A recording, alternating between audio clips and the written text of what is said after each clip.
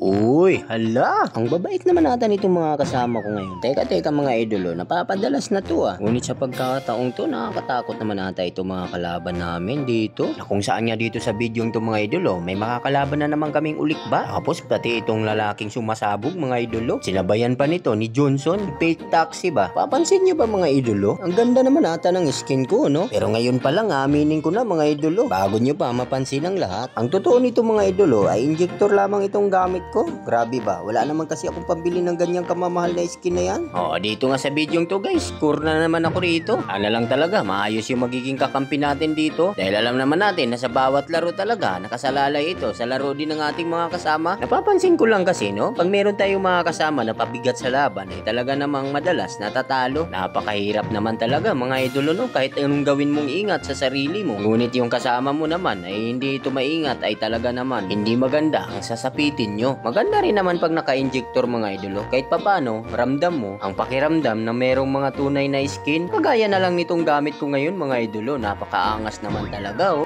O dito mga idolo, unang dalaw. Tingnan nga ulit natin kung makakapitas ulit tayo. Ito yung babaeng maitim mga idolo. Yung ulikba. Ay siya.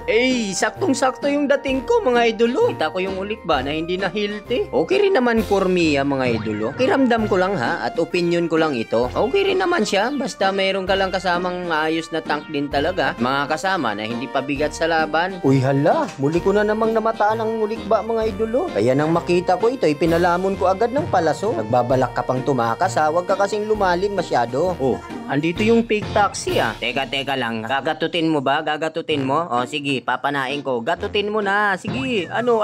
Ay tatakbo pa talaga naman, tatakas pa ang loko. Dito habang ako ay nagbabap mga idolo, di ko talaga inasahan ang susunod na nangyari dito. Sabi naman talaga si Tuliling oh, ang lakas ng loob. Invade pa nga. La! Binawian ako ni Johnson mga idolo. Police driver talaga ang loko. Grabe ba, binangga ako? Hit and run ako dun mga idolo. Tabay inalisan nila ako na parang nothing happen. Grabe naman talaga oh. Oh, walang makikialam ha. Akin to. Ipaubayan nyo na to sa akin. Hit and run nyo naman ako kanina, di ba? Oh, ang ganda naman ng apoy nito. Talaga namang napakasakit niyan idolo. Teka lang, ang haba ata ng range ng pana ni Mia ngayon ah. Grabe, pulado agad yung expert mga idolo. Ito yung fake taxi ah. Ha? Ito yung nang hit and run sa akin ah. Vengeance pa ang loko. Akala mo naman talaga makakatakas pa.